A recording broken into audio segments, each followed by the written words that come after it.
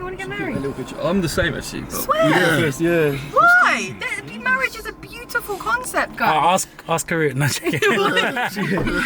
we had the divorce podcast like before the one that's. But Meta, you don't want to get married. I don't know. No, he doesn't. Oh. seatbelts on people. Yeah. I don't know. There you Fuck go. off. No, we're not leaving. Our favourite, right? Which you should. I don't feel like we can see Lay though. Where am I? Hey. Yeah, it's about. All right, cool. I think you might need to put him in the middle.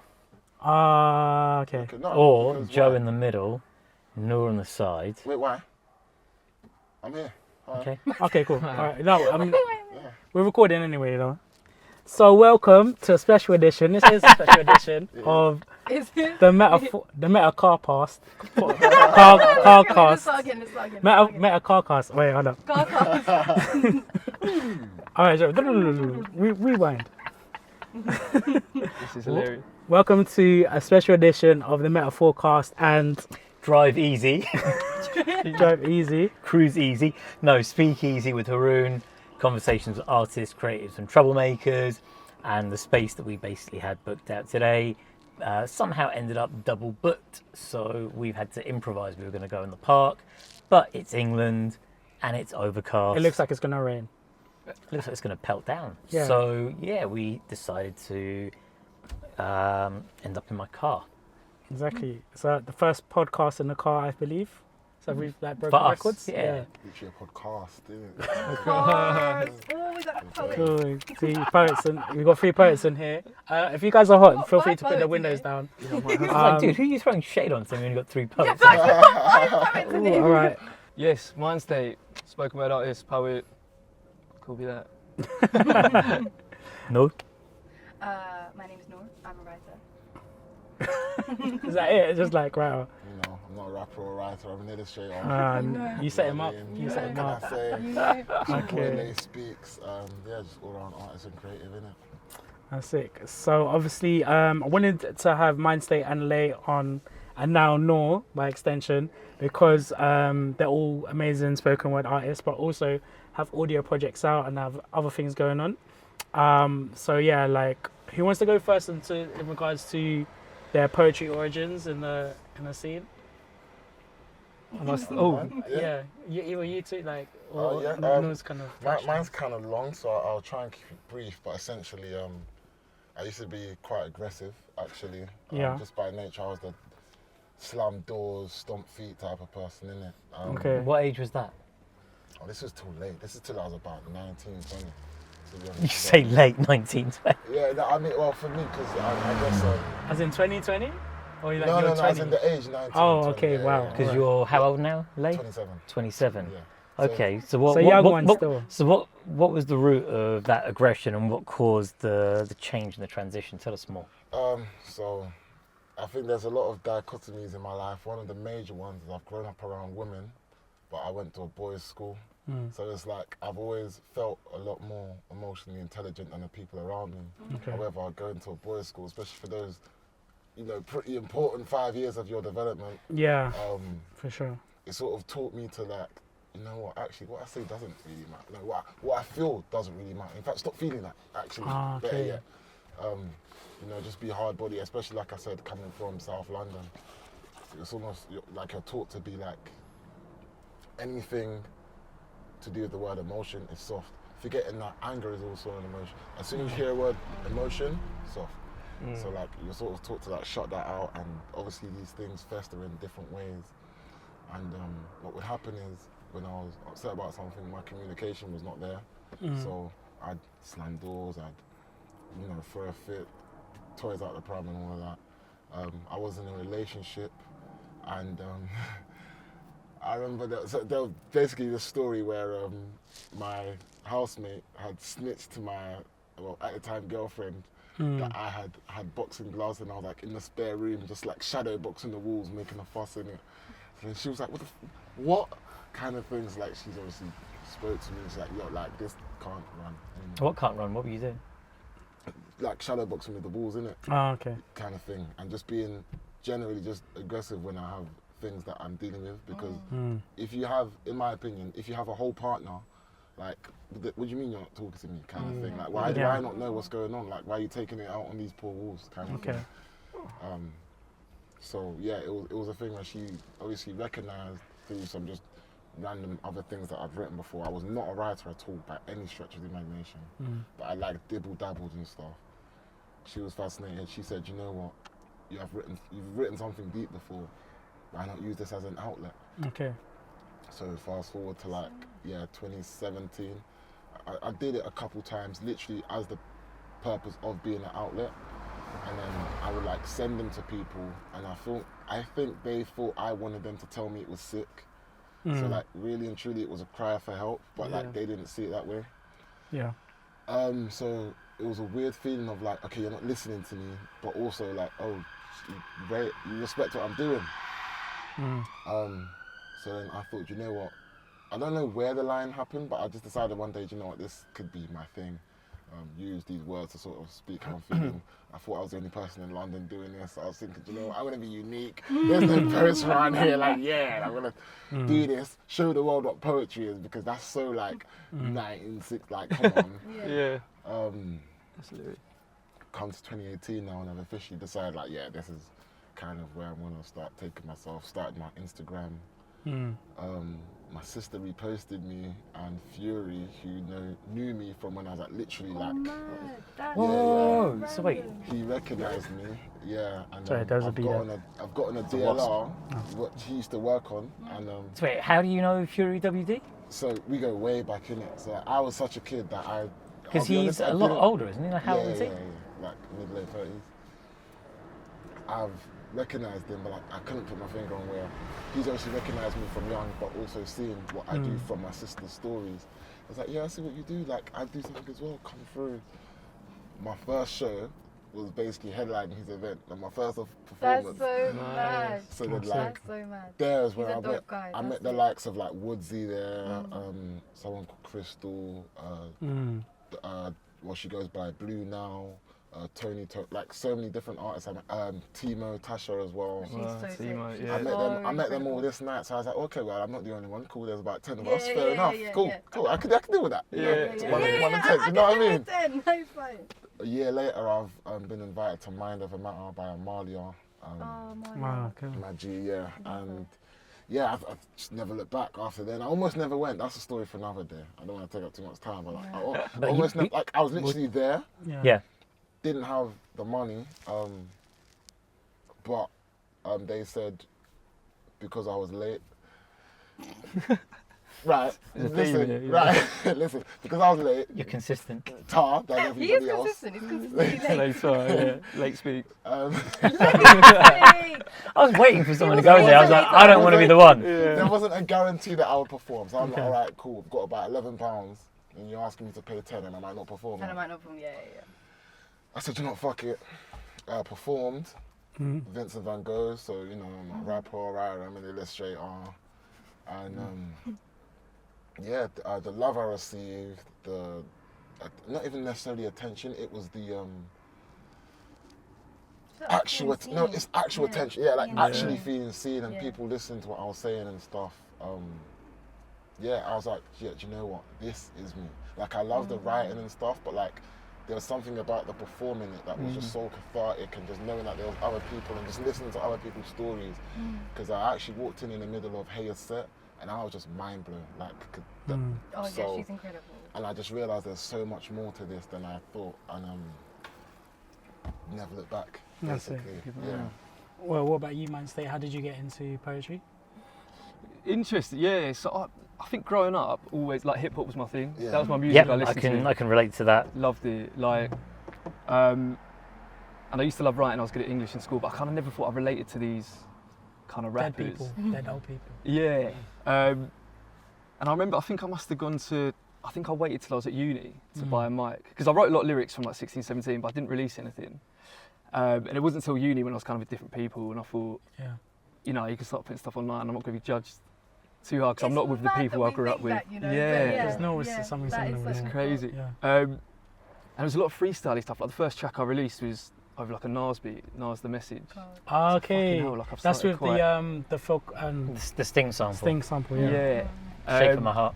And I just put it on SoundCloud, and it got quite a good response. And people were like, "Yeah, I think you can actually rhyme or rap, or this is quite cool content and stuff." But it was all very freestyle. It wasn't kind of my true sort of story. So I think after uni, it wasn't until I actually came out, like sexuality-wise, and that was when I started. Funny, yeah. As soon as that happened, and I got to know myself, then I started writing more truthfully and more about important topics, and that was where poetry and spoken word was like the perfect sort of outlet for that, rather than the kind of hip hop and rap stuff, for me personally. But yeah, I must have paused on it for years. Didn't really do anything with it. I think I was just finding myself, and then it must have been lockdown, where suddenly everyone had a bit more time and things just paused. And actually wrote an EP called Pause, and it was more to do with like my true authentic self. But I never really performed stuff. I was all just staying behind this kind of online persona. And then I think I followed a few people on Instagram, or started poets kept popping up on my page and this kind of thing. And what was the first one I went to? I think it's Hammer and Tongue. Oh yeah, that one. The one in. That was in Hammer. Where's that? Old Street. Oh, Old Street. Yeah. And I turned up to that. I didn't realise it was a poetry slam. Oh, okay. So I'd never performed before. You've never done a slam before. I didn't even know what a slam was. I thought it was some kind of like wrestling thing. And I was chucked into it because I signed up. Yeah. I didn't win. I think I came maybe second or something. But I was just. Second's still good. I was happy just to like. I love how you're like, I didn't win, but I came second. Slams are so scary. But I think what Ley was saying about like, not even a validation thing. I think it's just the fact your expression and you talking about something that's so personal to you, and people are vibing with it, even if they've had a completely different journey or can't relate, and they just appreciate the art form and the words. Yeah. And yeah, haven't looked back from there. You just meet a lot of people. They tell you about their events. You turn up to that. You meet more people. They tell you about their events. There's other opportunities. And it's just a cycle of just it's just a networking, cycle, and it's a crazy scene. But shit, yeah. Here I am now. How did you come up with the name Myndstate? Because it's with a Y. It's with a Y. Yeah. I think I was about 18, 19.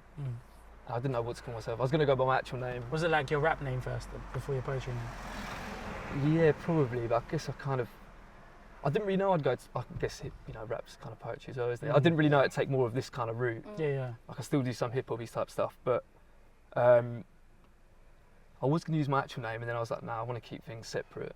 Yeah. Myndstate, it was just more of a reminder to always write about stuff that's my journey, personal to me. I guess that's where the Y comes in as well. So actually it's like my own kind of story. I feel like, because obviously I was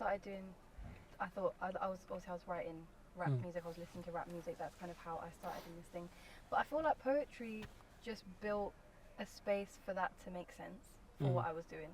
I wouldn't even necessarily say that I wouldn't even say that I was looking at myself of like not being able to be, of course I knew that I couldn't be in those spaces as well, but I knew that poetry was making that space. Poetry was this space where, because I think the mad thing about a poet is, and the mad thing that I started learning about what poetry was, even by the first event, I was looking around the room, and it's like these people would never talk to each other in a normal fucking space. No, like, that's wild. true. Yeah, that's This is such a wild space right now, because you can literally have everybody from different places, different everything, but you're able to find some sort of a commonality, which kind of just. Which is through words. But it's not just in a poetry space. You can really do that anywhere. You can do that on a train. You can do that in Asda. You can do that anywhere. But we don't choose to do it everywhere. Yeah.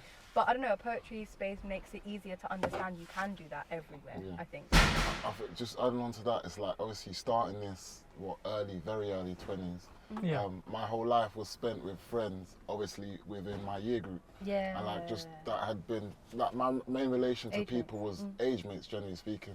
So like I guess poetry opened the doors to being in consistent spaces with all walks of life, which that actually meant a lot more specifically all walks of life, because it would be people, even people my age. Yeah. And even not that old. And even older as well. And it is beautiful as well, because you are sort of learning all these different people's lives. Like I remember hearing, I know it just sounds so privileged, not for me, but there was someone that was given a perception of like, they have experienced what it's like in London and what it's like to be like working class, and they're like, wow, shit, like I've grown up very different to these guys, but they think because of that my life is easy, and this is why it's not, kind of thing. Yeah, and like that was that I remember that night was it was just very, it's so introspective as well, but it was just so many things that was just like, wow, like, because that was, I believe, one of my third ever shows, and like just hearing so many different people have different like timelines, and like I'm rubbing shoulders with someone who's worked in a studio with Wretch and Big Nasty. To my left is someone that's, you know, never ever performed before, and you know, the person on stage is speaking about how they, you know, just come out of the divorce, while the person behind me is in love with their boyfriend that they met the day before, kind of thing. And it's crazy, like it's just so many things going on, like What about you, Myndstate? Like, what's your poetry journey been like, and like meeting everyone, networking, and then just, you know, finding like essentially like your tribe really through like these creative spaces? Like, what's that been like for you? It's a journey, isn't it? It's mad, really. Like, I think when I went to that first event and you get that buzz and you meet people and you make friends, I started going to loads. I said, just make sure you do one a month and then see what other ones there are, just to like kind of keep it up. And I started doing, you know, it got to like one a week, started doing 2 a week, got a little bit burnt out, so I took a little break, not gonna lie. I think you've probably both experienced the same. Finding your tribe though, I guess, I don't know really, I guess there's certain nights you kind of lean towards maybe more from, you know, the people who run it, or like other friends you meet who'll go in. Man, there's so many people, but everyone's like a good person, isn't it? I think the poetry scene is probably quite unique in that way. So I think everyone's just being so vulnerable and open and honest, and just telling their story. Everyone's just nice. Yeah. Which is wild. You can't just walk. Especially when you're in London, right? No one's nice. nice. Everyone's nice. I keep hearing that because I didn't grow up in London, but I keep getting reminded of like it wasn't Disneyland out here in London. I'd say more than just where we live, it's the bad vibes. London has a lot of bad vibe culture, you know. Anything that's not like the exact, you know, thing that's acceptable right now in this moment, it's bad vibes. Like we don't like that. And it's crazy because we don't use London as like a metaphor for the United Kingdom. It's not. I went to Bournemouth last summer, and like people are asking me if I'm alright, like just as I'm walking past, and I'm just like, here, you know, here, you know, the most you get is a smile, and if someone says you're right, it's because you're smiling too long. And they're not actually asking if you're all right, so you don't actually answer. Right. Kind of. Before you've answered. Do you know what I'm saying? Over there, it's kind of like they actually like where you go, bro? Are you all right? Like, are you good? Have you eaten today? I was like, it just caught me by surprise how genuinely nice they are. Like for real. Like when I moved to Birmingham, because obviously I was there for like 2 years. That was wild. And then uni as well in Manchester. I don't know, man. It's London. London is bad, but we were speaking about this. It's the competitiveness, isn't it? Like it's the competitive rat race. culture. It's the rat race. And if you're in the rat race, bro, it's really hard to give you out the little bit of cheese that you have as well. Everyone's in a rush. But that also, like you said, that also just creates the culture. So it might not even necessarily be where you're in a rush. It just becomes so embedded in our personalities that it's like, it's not what we're used to. It's just not what we do. You know what I'm saying? For me, it's interesting because I didn't grow up in London, but then I moved here, and I much prefer it here to living outside of London. But at the same time, the longer I've been in London, like, the more weary I've become, like you said, of the intensity. I think, especially as the city's gotten more and more expensive and it's gentrified, the level of stress that I've felt as time has progressed, and then understanding that, you're right, not everyone wants to sort of talk or necessarily be friendly.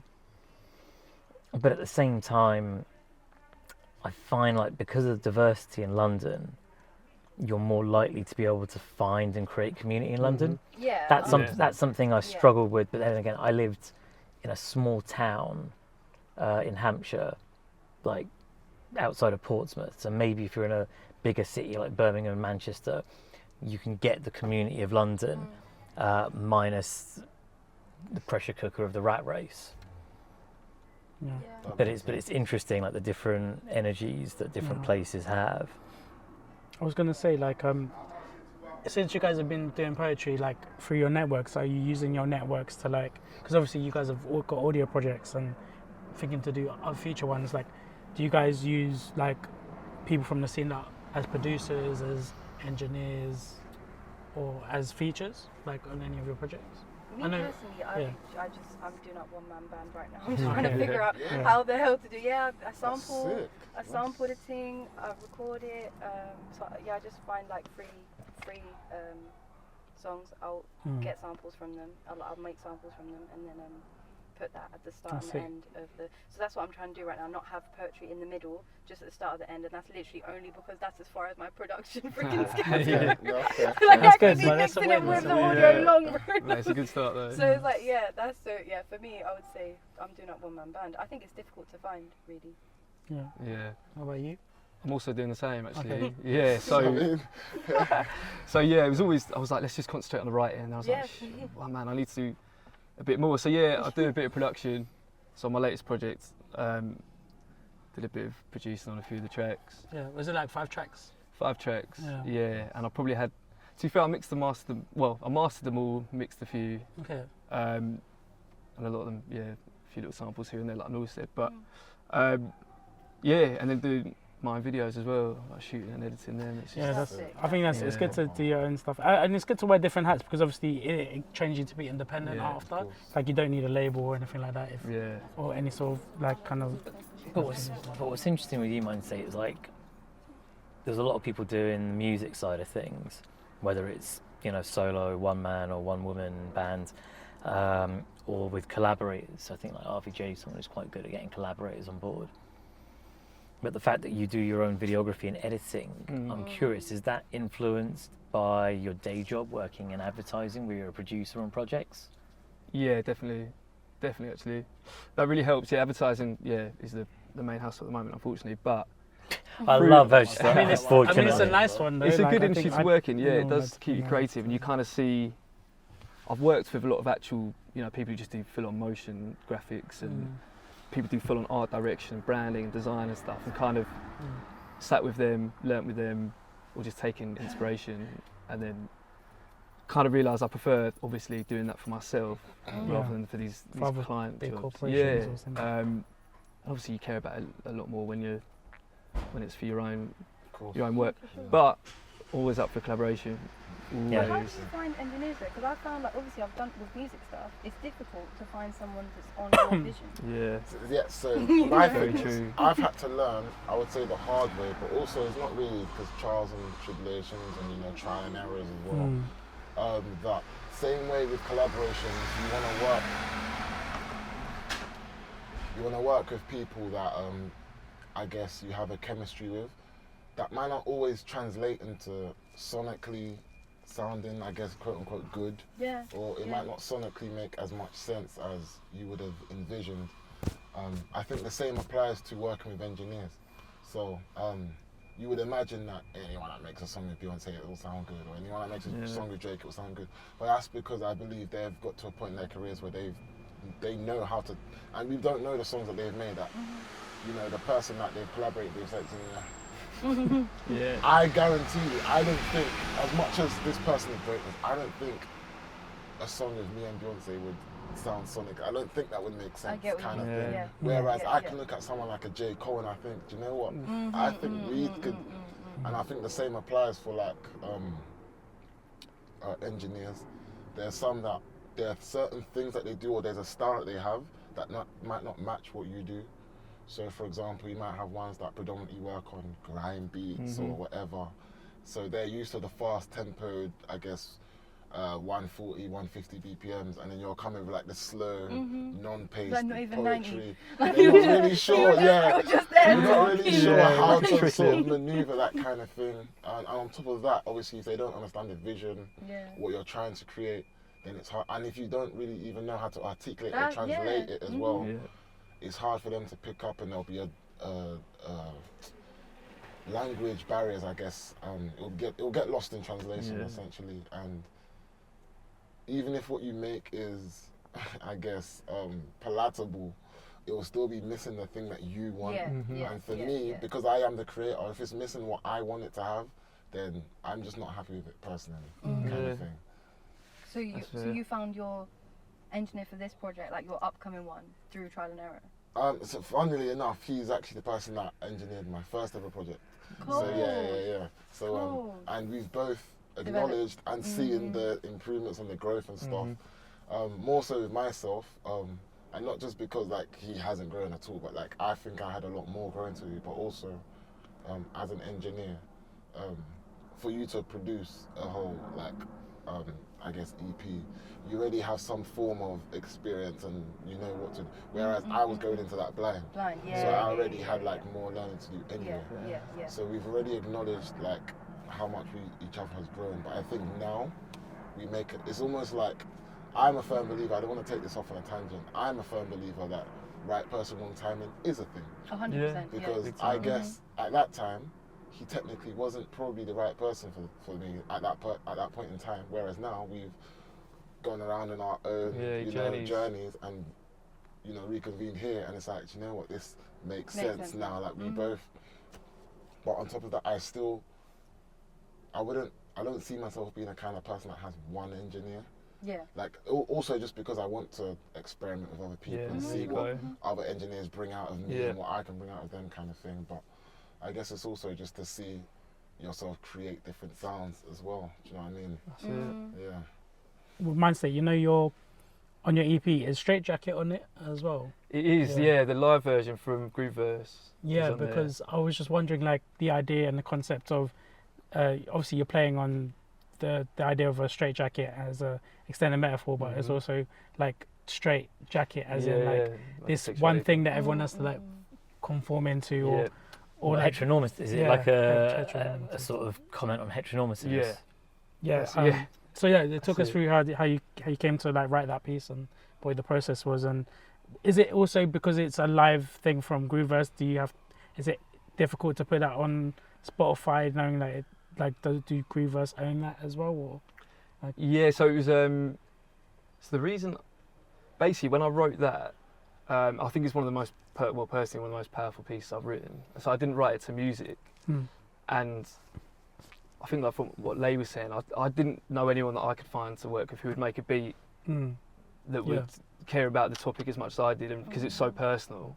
So I kind of was going to just keep it as a cappella thing, and then when I did it at Grooveverse with Madeline on the keys, like it was just piano behind it, it was just like perfect. So I basically reached out to Ted, who runs Grooveverse, and to get Madeline's okay on it, that I could put it on streaming, and it was all good. So yeah, that's why it's up there with just a piano track, but I just think that fits perfectly. When did I write that? I wrote that last year, and it was one of those, when some people just say, like, because a lot of times tracks take me ages to write, and I'll just write a couple of lines here, and 2 months later revisit it, or think, oh, that could fit with this, that could fit with that. One of them where you write like the first 4 bars, and then it just flows just out, goes. I love that. And that was that one. I think there was just probably so much pent up. It's almost like the first time you're listening to the pieces when you're reading it back, basically. Yeah. Like, it's already in you. It's wild. It's crazy when that happens. Yeah. The way I perceive that is, it's not even me writing. Yeah, no facts. Like, it's bigger. It's like, it's my body that obviously channeling just the vessel. Channel. But like, it's deeper than that. It's the soul. And Just the messenger. It's a mess. You're the conduit, really.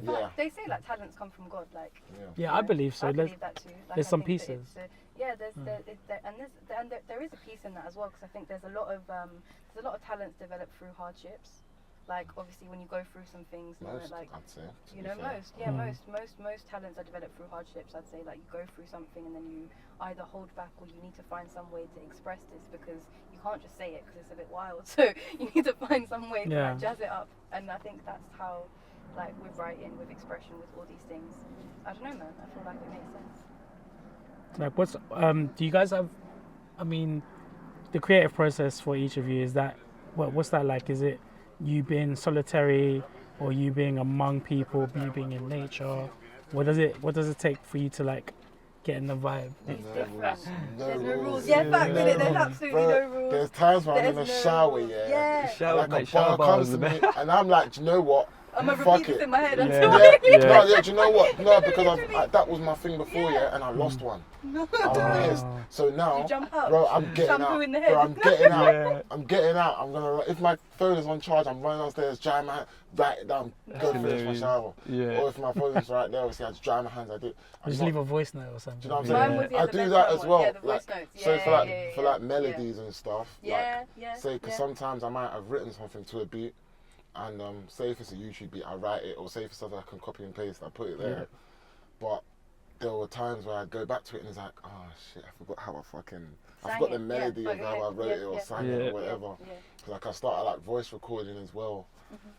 But yeah, no rules. It's whatever comes to you, innit? I think you're right. Absolutely no rules. I feel like as soon as I try and, like if I say to myself, right, sit down, Yeah. 4 o'clock today and write for an hour, nothing Yeah. happens. Yeah. It's something. It just doesn't feel. It's Right. just It's forced. forced. Yeah. Yeah. And there's ways to, I guess, there's ways to intentionally write sometimes, and it's not like that. It's not forced, Yeah. but it's not like, I don't think that's a consistent. For me personally, I can't keep that consistently. I think it just is as and when. Okay. Yeah. I feel so strongly on this because I kind of gave a softball answer to this question Well, at my kind of. launch night. I'll turn it on you now. Yeah, I think you can't always wait and rely on inspiration. I do think that habits are a good thing, because just the probability of you catching something good goes up, as opposed to just leaving it to chance. Yeah, yeah. So I think, but also, let's say it feels forced. Let's say you don't write any gold when you're doing the habit thing. You're at least developing your craft. So when inspiration does hit, the way in which you can express your inspiration is going to be something different compared to if you're just leaving it up to inspiration. So I think, you know, like a footballer doesn't always feel like going into training. They don't. But they do it because then when they're on the field, you know, on that off chance when they get the ball, they can make that run. I feel like I hear you 100%. I think where I relate to that more though is the rehearsing of like the actual performing of it. Like that, there's no limit on how many times you should, even if like you're not feeling it, whatever. You can always you can try. It might not be the best performance every time you try because you might be tired. But I can set myself a consistent thing of like, okay, every day this time for this many hours or this hour or this whatever, I'm just gonna rehearse. Like I'm just gonna go through old pieces, be in front of a mirror and just rehearse different ways of performing, like all those different things. That's fair, but I don't know, I think with the writing,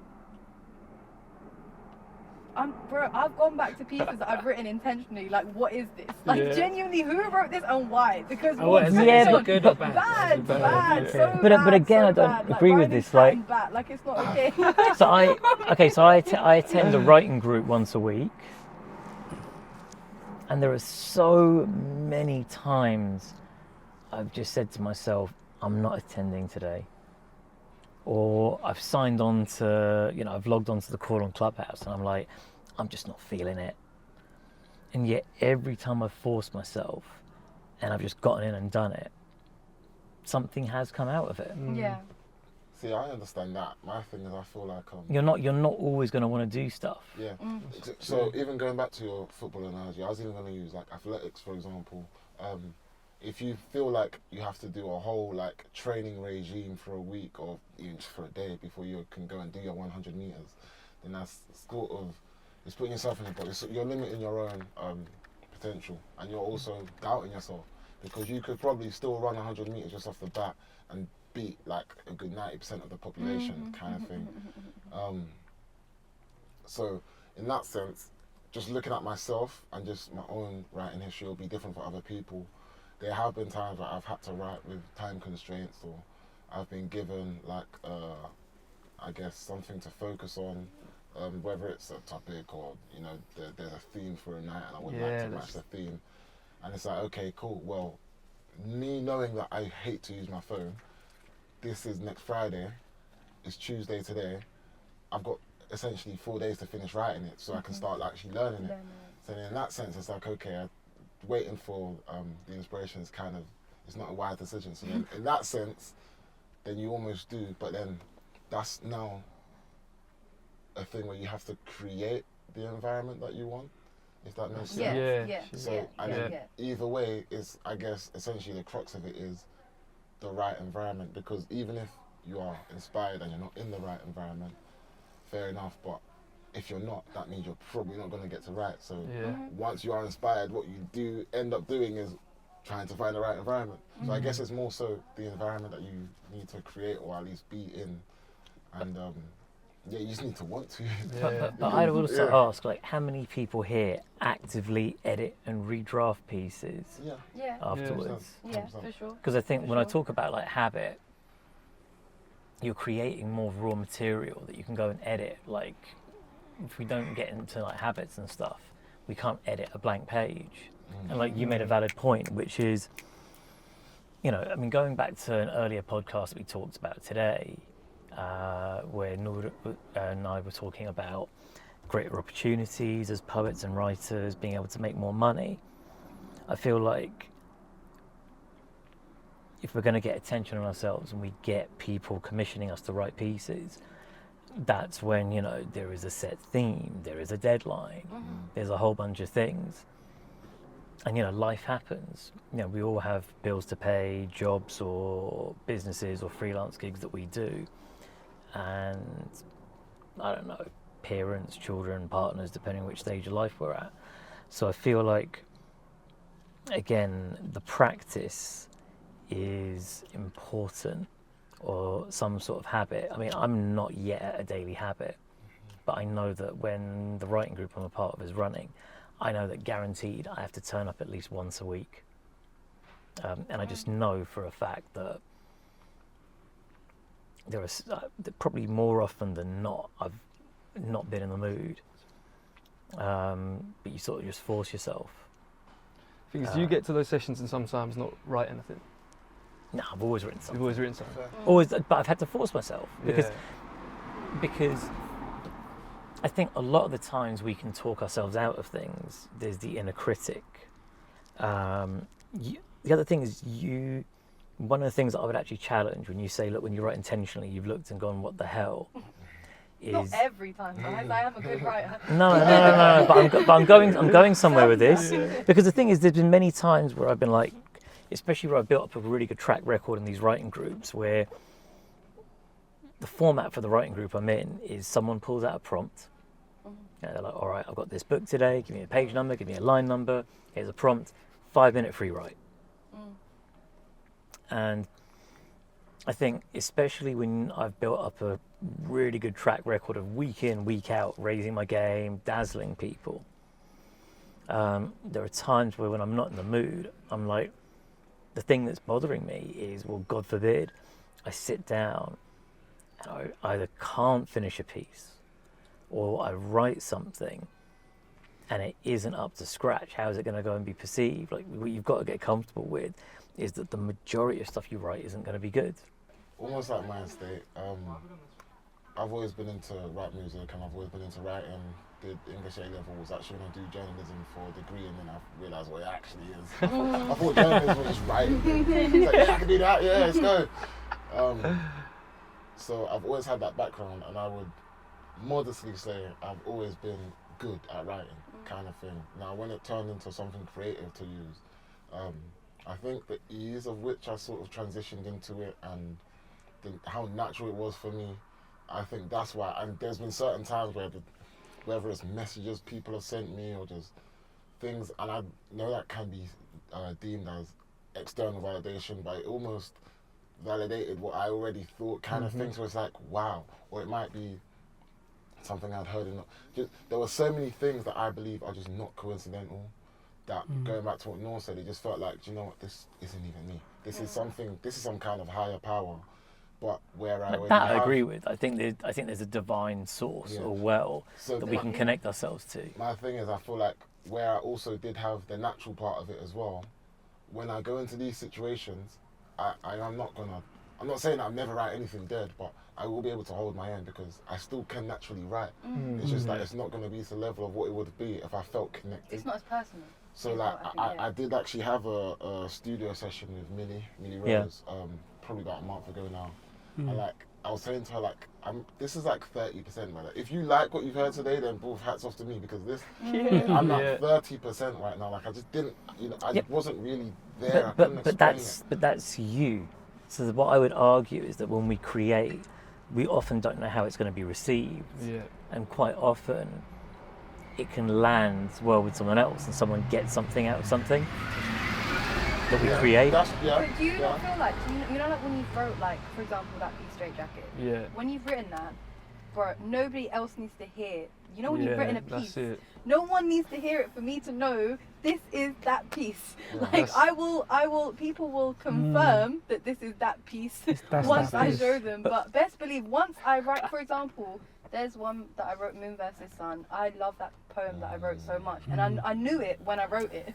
Like, when I wrote It's like it, it's undeniable. when I wrote it, I was like, this ain't me. I'm learning so much through these words right now. Like, I'm teaching myself things here. Like, this is crazy.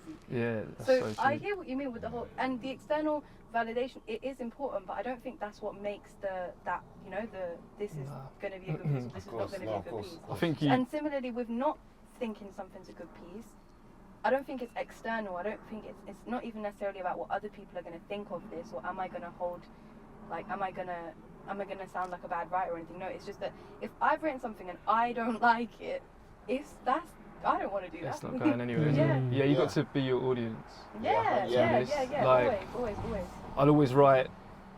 I don't write stuff that I think other people want to hear. I write Yeah. what I want to express. Yeah. And if people jump on that or relate to it, and you never know what people from wherever in the world are going to relate to certain bits, but as long as you know it's your own kind of story, and no one wants to release anything that they're not 100% happy with. And don't get me wrong, there's been some stuff in the past I've probably released, and I look back now, like, you look at some stuff like, how did I write that? That's so bad or whatever. But you're just in a different stage, or different state of mind, I should have said. Hey, plug it. But no, yeah, it's a very interesting debate, because But the creativity is also about being exploratory, and it's unpredictable. 100%. Yeah. So you don't know what certain things are going to lead to. So I think, and I'm not completely perfect at practicing what I preach, but I do think that process and habits, they have their benefits. Mm-hmm. So yeah. That for sure. still makes sense. What's like the? I mean, we all have it. I'm not gonna say your favorite poem, but what is the sickest line you've ever written? Just a line, not even Line a ever- Are you going to How contribute to this as many well, pieces do you Meta? have? I- How many yeah. pieces do you have? Wait till Genuinely. they- I've got over 100. About 400 pieces. Well, 400, all of it. Ones that I actually count. In Like, my you know- notes. You know, like I don't count No, that's X's in from the like notes. before I was Yeah, 16. yeah. So like, if I'm counting the ones that I actually count those pieces, I'd say maybe like about between 100 200. So like, Yeah, that's like finished, but how- solid pieces, 100 However, That's why I'm asking I lines. know when he Yeah. asked you that question, you did have a line that came to mind. No, Or you had two. The first one that comes to mind. Mine's just, God. the first thing that came to mind, was like almost like reading my notes app like fucking Doctor Strange. Like I'm trying to go through everything as if like, Shall I say my one? Go on, yeah. I've got a I few, think I know but mine, or one of mine. so there's a poem called Goats and Sheep. I don't do it as much, but there's a line at the end that I took from another poem. I plunked it on at the end of that one, and it's like, I broke into a word bank. I got away with words. Because it's a double entendre. Yeah, it's fine. Yeah, so See, that's like, it. I'm not big scoop in it, but like my stuff is heavily like lyrical wordplay. And what I do love about it, I would say, is that a lot goes over heads. More goes over heads than people realise, innit? Yeah. So What's even the for line? me, trying to remember my favourite, like I feel like I'm gonna go home like, oh no, she said that. Should have said the other one. Yeah. However, like the one that came to my mind instantly, maybe because I've reused it again in what I'm writing currently. It's like, this art is inspired by what hurts me, so you know I love this painting. that's fine. Okay. That's nice. Because that was part of a piece where obviously I'm talking about like how everything I write generally comes from a place of like being like wounded. Like I found that I wasn't ever really writing when it was the good stuff kind of thing. Yeah. It's like I found £10, I'm gonna make a piece about it. It's so true. I lost So £10 true. now. Fucking now I'm gonna make a piece about it. Kind of thing. Yeah. Um, I'm trying to think what came to my head. Okay, just one that you remember. It was probably how ironic you get lost when discussing orientation. Like, why is it so profound that there's pronouns on profiles if they're so hard to pronounce? Yeah, that one. That's one of my favourites for sure. But it's just, yeah, wordplay just means a lot. But yeah, no, it's interesting about the pain stuff actually, because I'm a very like happy, chilled person. As soon as I go to write, Oh my god, Give it us that. will hurt me. yeah, I didn't even know I had that. Like, nah. yeah. Sorry, I've changed the combo. That was just the. No, Yeah, It's no, interesting point. because like even with me, like I've heard it a couple of times, like me off stage and then me on stage is two different people Yeah. kind of thing. Well, it's not, but it's almost like just in Yeah. terms of persona, because I'll be laughing and joking, and it's like the second you hear Ley speaks, you just get. No, Yeah. for real. You always It's do that important, thing. though. I don't know if you watch your, because I edit videos of people in it, but there's times where people do certain things and like Ley does that thing where like he'll like shake his head and hold one of his hands like fist up palm kind of like nah. Yeah, like, do you know what? Yeah, It's that- mad. It's starting the Do day. you know what's, Yeah. do you know what's crazy? So I was on my TikTok, yeah. yeah. Just took a screenshot for some other purpose, and I realized like 3 of the posts were poetry performances. All 3 of them, I'm doing that, It's like- and I was like, Yeah. I didn't even realize You do it. You do it a lot. That's Yeah. That's crazy. But you know, Like, it's it's so mad. important to watch yourself back, you know, to just Yeah. clock like what parts, like Yeah. you know, you like. They're like yourself, game like, tapes. Yeah, Very literally. true. Yeah. Bars. Come on, we've given you enough thinking time now. Too many. I don't know about Yeah. favourite, but here's one I'm thinking of. Yeah, go for it. Element of fire, but I'm a child of the moon, so I see through both views. Ooh. Evaluate what to do, choose intentionally how to move. Jeez. Light, I exude. It's just about the whole feminine and masculine thing. Because I think, do you know what? Recently, I've been trying to step more into my feminine. I feel like I've Okay. been very like, I don't know. I think that's just maybe something that is. I don't know. I just feel like I do exude quite masculine, which isn't something that is intentional. I just think it's more like. I don't know. Can you speak on this? Like,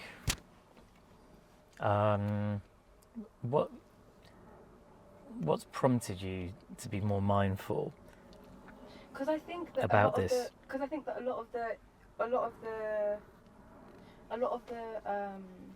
present. I wouldn't even say presenting more masculinely, but just being being aligned more with masculine traits because thinking that they're more beneficial for me. Do you know what I mean? Okay. So it's like almost like trying to be that because that's kind of what has benefited. Just being big in a room, being a big person in a room. I People hear you. often tell me that, oh, like you're a lot bigger than you are. You wouldn't say that if I was like if I wasn't trying to be. Like this is very intentional. Like I'm trying to, Interesting. you know. And I think that it's very, it's your feminine traits are less respected, especially in. What? I mean, you also told us in the podcast before with you that you were into rapping, and obviously that's usually a boys' club sometimes, where most of the people that are rapping are mostly male. Yeah. So do you feel like you kind of caught, but because you were growing up in that environment, doing your craft as a rapper, that kind of translated into your persona a little bit and your mannerisms and stuff? No, I would even just say in general, let's take it all the way back. Let's take it back to even just being younger and just seeing how I was treated against how my brother was being treated. Do you know what I mean? Like he was allowed to do whatever the hell he wanted to do, little joker. Like like it was not okay. But it's a case of that. Yeah. I don't know. I think I don't even think it was conscious. I'd say unconsciously, it was just very much a thing of like, okay, understanding that being a boy or being masculine has more benefits to a certain extent. There's more freedom. There's more expression. There's more respect as well. That people care about what you're saying. But as a woman, it's not really. Like I don't know. I think that was. But I'm starting to understand that we're privileged enough to be living in 2023. Like we have to always be grateful for. Obviously, there's a lot of stuff that's mad and it's freaking crazy. But I think in terms of women and the you know, like how women are able to speak now, I think that is mad. That's so mad. Because if I even just look back to my grandmother, like her time, I don't think she was allowed to leave her house, like in her. No, but like for real, like that's just. But that wasn't like a bad thing. That was just how it was back then. That's just how things were back then. Why did women need to go anywhere? Like you don't need a job for The it. craziest one is that women weren't allowed to vote Up until the That's 50s. mad. Yeah. Up until crazy, the 50s yeah. was only 70 years ago. That's one generation, not even. Yeah. That's not Also- even a generation yet. Probably Like- similar things with women owning property as well. Yeah. Yeah, yeah, no, But I hear you, yeah. but even with that, it's like, yeah, I don't know, man. I think, but there was a lot that there's just a lot more benefits to, Yeah. I guess, being more masculine and more feminine. Do you but think- now I Mind don't. you, I didn't Yeah. even vote, by the way. So, just saying, Do you think that sparks like a fire in your? Because well, I mean, we all know Yeah. your words are powerful. But do you think you feel like you got an extra thing, not just to prove, but like Yeah, no. you've got a platform that women are now allowed, kind of thing. A thousand Yeah, does that percent. I play think that defo like that is a catalyst in what that's I do so- for yeah. sure, because I feel like it is even to a certain extent, yeah, we can now, but not everywhere. Like True. from where my mum's from, you can get arrested for having a political opinion that's against the current like government. Yeah. Like you can get arrested for free. There's no free speech. That's not a thing. There is speech that is allowed in public, and there's speech that's not allowed in public. So it's like, yeah, I don't know. I think that, yeah, being aware of that, it's very important. I feel like I have a privilege to be able to speak. And I feel- Yes. So, I'm not implying that this is what you do, but I think where the whole fake it till you make it thing can be problematic is it doesn't really display true authenticity. 100% though. Obviously, at the end of the day, I support it anyway, Yeah. because it's like, you know what? Well, in fact, I like that. I love that, because you did what you had to do, Yeah. and now it's like when there was all I'm these here now. conspiracies about Donald Trump just being like a pretend whatever, just so he can get into that position and then actually do good for the Actually, world. I don't know. But anyway, But whatever. Yeah. so I've actually had a couple conversations recently about particularly Lil Sims and Annie. And obviously Annie and Who's any? And he's a spoken word. Well, she was Pen spoken Black word. Girls and my area. yeah, yeah. Silhouettes Oh, project. she was a She's a poet. Silhouettes project, Okay, yeah. So okay. down. Anyway, no, that's cool. She's It shows. poet. She's cold. Yeah, So- I remember her colours and that. So, Um, yeah. I would say Annie does display more femininity, but for the most part, Then Little Sims. yeah, within like her music yeah, anyway. Yeah. But for the most part, neither of them. I would say if you're even going off perceived masculine or feminine energy, you probably perceive both of them to be displaying more masculine, simply just for the fact that they're rapping and they're not talking about what typical female Rappers, rappers yeah. are doing nowadays. But I'm going to direct this more towards the any side. Even though actually, Lil Sims as well, actually both of them, because lyrically Cold. they very Cold, much yeah. champion femininity, Yeah. even if they're not dressed in the tightest whatever, like they still very much represent it and champion it, and it's like We they know put that's it, the core. they put it Yeah. on a platform without having to like sort of force a masculinity to get in the door and then do Yeah. that kind of thing. And like I said, if they did that, I'm still all for it anyway. Yeah. But the fact that they're doing it this way, I appreciate that a lot more, because it's so much more like meaningful, Yeah. essentially, and it means that there's so many other people who are looking like them or behaving like them, and they are very much feminine inside, but I guess they just like the way boys dress, kind of thing. So Yeah. they prefer to dress like that, or they just But They it doesn't make connect them any more- less soft. Like, you know yeah, what I mean? they still But it's connect that- more on yeah. on the surface level. They might connect more with what is deemed as masculine traits, Yeah. but they still feel very much feminine, yeah, and yeah. they feel like in prison, and the world doesn't let them to feel like that, or doesn't. Yeah. So yeah, yeah. We're just helping redefine what masculine and feminine means, which I Yeah. think have just tied people in boxes for For too way long. too long. Like Yeah, to me, if you're 100%. masculine, to me is vulnerability, and Yeah. do you know what I mean? There's strength and Yeah, vulnerability. like, you know? masculine is, there's so many, like, I masculine. think there can be a pluralism of masculinities. Yeah. Like, Yeah. what it's not. I'm going to stick my neck out here on this. I don't believe necessarily in eliminating masculinity and femininity. What we need is more openness and acceptance, where if you don't fit into the binaries, wicked, we support you. Whether it's people wanting to transition, or people wanting to be called by different pronouns, or in some instances what goes with that is sometimes a change of name as well. All of that. But, you know, for those who sort of, I guess, fall into sort of femininity or masculinity, it's about potentially like, how do we, I think particularly with masculinity, because I'm a man so I can speak on it, it's about how do we like redefine it, but at the same time make it a broad church where it can be accepting of different presentations, whether some people are a bit more dominant and physical, or whether some people are just like chess geeks or whatever. And the fact is, but also to me, it's not mutually exclusive to be super vulnerable, but be able to like go down on a Brazilian jiu-jitsu mat and make someone twice your size tap out. And I'm full disclosure, I don't do martial arts. I'm not like super aggressive or physical, but it's about leaving that openness, which is why I like what you said, Myndstate, about like masculinity. You talked about what it means to you, like vulnerability, but also about the need for like a redefinition of it. So I'm here for that.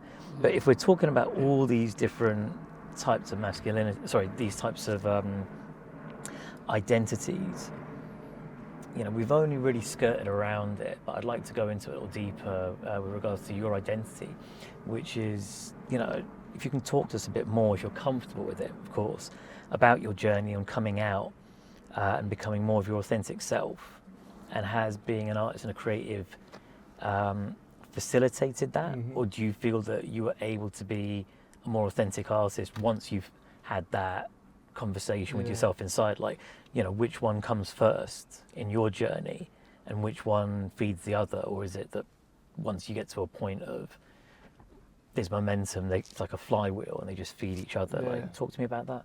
That's a really good question. And yeah, no, honestly, I'm open and about talking about all this stuff and comfortable about it because I'm privileged to be in that kind of place in my journey. But I think, to be honest, it's, when I took a break from music, sort of when I was in my early 20s, when I was finding myself and I realised my content before that, I didn't know who I was, so I was lost, and all this content was all kind of freestyly, a bit mediocre, a bit mundane. There's no real purpose or sort of presence with it. So when I did come out and was coming to terms with my sexuality, my writing just became like therapy. It was coming from somewhere. Honestly, and it was just so the creativity was almost like the medium or the conduit. Well, I think to allow you to process and 100%. figure things out. And I think you're in your head for so long, pretending to be someone else. And I think when you start writing it on paper and it's tangible and it's just, you start to accept, I don't know, it just became easier to accept things. And I wrote for years on all this kind of topic. And to be honest, I didn't think I'd ever get to a place where I could even perform. You know, I couldn't even accept myself, let alone have other people hear what I knew to be true about myself, which is just crazy. Now every time I do perform it, in whatever space I feel comfortable in, it's just like an achievement, really. And yeah, if there's people that can relate or it helps them in their journeys, then that's kind of why I do it. So it's even more meaningful. Sure it does as well. No, for sure. Like crazy. Your piece when at Mind Over Matter, that was so poignant. I'm sure I shed a tear. I'm not even gay. Like, I don't know what like it really touched me. Like it was so like your expression, like your story, like even just the way that you were so just honest and raw with it. I think it is so important. Like, and I think that is what poetry is, just telling yourself your story, but not holding back. Because more time, I feel like when we're telling us our story about ourselves, like you try to make it sound as good as it can be. You know what I mean? Like you want to be the best version of yourself always. But I feel like what's so mad about poetry is we are so intentionally not being the best versions of ourselves to a certain extent. Like it's almost getting to the best version of yourself. You've got to go through the stuff. You know what I mean? You can't just ignore the stuff. And it's like, I think it's really interesting to delve into the stuff and find solutions as well, because it's not all about just, because obviously now I'm sure that your poetry is a lot different when you're writing now than it was when you were first writing in therapy, right? Because like 100%, which is naturally from like Haroon's initial questions, like they feed off each other. I'll write stuff, learn about myself, you know, speak it to people, even getting feedback or just learning more stuff about myself, and then write some more things and you see how far you've come, and it's like they just feed off each other, which is mad, but just a crazy journey, really. Where do you see your career going from here, your poetry career? Do you see yourself doing advertising a bit more and then in poetry? Like, where do you want to take it? Like, it's a no-brainer, really. No, I've got to do it for myself. To be honest, as long as I'm still enjoying it and I'm writing stuff I want to write and creating stuff I want to create, and if people start listening, just see where it goes, really. I mean, a lot of people say it's a cop out. You got to have expectations. Obviously, I've got hopes and dreams and places I want to take it, and manifesting certain things. But I don't want to force it. As long as I'm happy and enjoying it, true. and I'm comfortable living. But yeah, no, like I'm writing more stuff like the Come Out EP, which I released recently. I remember one girl listened to it, and she then came out to her dad. Oh, Yeah, great. how crazy is that? Like she related to it, some of her shared experience. So I'm in the process of writing the Come Out too. So that's one avenue I want to keep taking stuff, because that's kind of an audience that I just can relate to my story, and it can like help people, which I think is the main reason why I'm writing in the first place. That's So it. yeah, see what happens. For real? Thank you. Yeah. Well, what about you, Ley? Like, where do you want to take your career? So for me, I've obviously got different passions and stuff. So I was actually going to ask, like, obviously where you are in advertising, do you imagine yourself like ever wanting to almost combine the two, in a sense, like you've come so far that you're like, Yeah, you could combine do the you two. know what I mean? So like for me, for example, I don't really think I have anything like that. I have sports background, so I have a sports science degree. But like just logistically, I couldn't imagine combining the two. It's not like I'm around my clients and my patients like. Listen So to your if post. you're trying to say like, just put your leg back, make sure they snap, like kind of thing. But like, Go workout routines, right? do you know what I mean? But like, I mean, in a Kanye sense- workout plan. Yeah, that's it. in the sense where I do have passions and stuff which I have, and I would like to combine the two. Obviously, I have things outside of poetry which I want to do, but in terms of with my art, so for example, and I always tell this story because to this day it pisses me off. The Euros 2020, it was in 2021, of course. England made it to the final. It was massive. It was televised. ITV decided to get H to open up their broadcast with spoken word. Now I'm thinking, I mean, yeah, well done. You put spoken word on the map, but it's But not. it's not H. But it's though. not. No, they didn't. But it's not like. do you It's know what not I mean? H. You Yeah. could have literally spent That's why. best part of 30 You could have minutes. Googled it, YouTube Google, it. just find someone. Like I'm not even So saying true. it has to be a Just take Miss George. Yankee or Just a take George. George. or a- Just take the George. Like you could Who literally. would you? Okay, let's say you were the producer or the researcher or whatever. They could have gone to I a could've been- generic No, person yeah, and gone to George the poet. I could have been lazy and just said Yeah. George the poet. Yeah. That's Kind of lazy, thing. but And you by can the find way- them at least. And by the way, Oh, lazy yeah. does not imply that is a bad shout. Yeah, Like, yeah, that's a very good great shout. That's an incredible Okay, shout. but But- being the devil's advocate, Yeah. do you not think that they're using H because H is a bigger name? Commercial, yeah. Oh, yeah, It's no. a commercial thing. ITV. People are going to watch ITV Anyone. either way. Yeah, exactly. Anyone. If they're not watching Yeah. ITV because H is on there. So Very true. I think it would have been a much bigger gesture to do the Yeah, to opposite. put a poet on there. To put someone who doesn't have Even this Benji. platform. Okay, your do picks the top same. 3 that would have been your shortlist to put on. Uncle Benjamin Zaffanine. Okay. I'm gonna say no, George- Myndstate. Yeah. They should have hired 3. The backseat no, of a so rich like, car. that's the kind of thing that I would like. If Yeah. if they had me to do like a Champions League final, like that would be a dream come true for me. Mm, That that'd would be be sick. mental. But it's innit, like, was kind he of thing. open for Chris Eubank? On Yeah, the- things the like that. boxing Sky kind of Sports, thing. yeah. Yeah. Like, and So that's it's what- possible. Everything's possible. Obviously, like I'm a rapper, right? And I'm an artist. I would love to like obviously take my music to different places, but it wouldn't just be music in the sense of generic stuff. Like obviously, I know what attracts listeners and stuff. However, I would definitely still very much like to tell my story and have it be Yeah. personal, Yeah. and just take my story out there and just use music and poetry to, I guess, be a voice for the voiceless, but also encourage and inspire people to, I guess, explore their own creativity to express themselves as well. Would you do a one-man show? 100%. I could see that. Yeah, you can do that. You got a catalogue for Yeah. it. I'm coming, man. Exclusive. I'm there. Yeah, I'm there. exclusive. I want to be on the yeah. line. I'm dead there. working Dead on there, a, yeah. I'm working on a monologue actually, but it's Oh, like oh.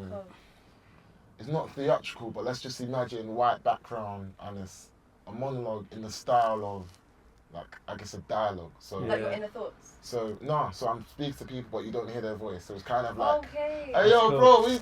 bro, hey, you gonna get me one? Silly guy. So as I was saying, Oh, you've I've always already been afraid practicing. because of what I'm Yeah. saying. Yeah. Kind sort Yeah, of thing, yeah, innit? yeah, And it's yeah, going to yeah. be quite Got it, theatrical, got it. but it's a monologue. So I'm actually working on that. And the idea was to have it as like a YouTube video right background. But That's cool. it could always be launched or performed as well. Yeah, go on YouTube and then start touring it. Yeah, obviously it's not gonna be. I'm not gonna tour and give them like You a are 5-minute tour, piece bro. for a tour Oh, kind of thing. no, I said Or I meant 7. like a But it one-man would be show. but it would be incorporated into something Yeah. like that, because when you mentioned it earlier, like my mind was running me. Like that would be Because sick. like class. Yeah. RVJ did in Deco Yeah, Theatre. yeah, that's That was exactly what came incredible. to mind. That yeah. was honestly incredible, and that just made me think, oh my god, more of us need to be doing this. Yeah. Because that's the elevation of it, and that's where you find people outside of Yeah, poets. that's That's it. where you find other people. And also, realistically, we know how much poets are getting paid. Nothing. So we can't expect all our friends that are poets to come to all the shows that we're doing as Yeah. well. Like, do you know what I mean? Where it's like, I don't know, with that, and even just how much you want to price yourself. Like, you can price a one-man show in a theatre at £30 a ticket, and actually then have something in your bank to build your next project with. Can you charge £30 for a one-man show? 1,000%, I reckon. 100%. We live in London. I think it depends on the person, the poet, but also let's have it experience. right though. Let's have it right. Like, especially in this day and age, you need to be promoting that in a way that implies that it's worth it. Yeah, 100%. Like, you need to have lights, whether camera, it's- action. You Not need to even have the necessarily suit. that.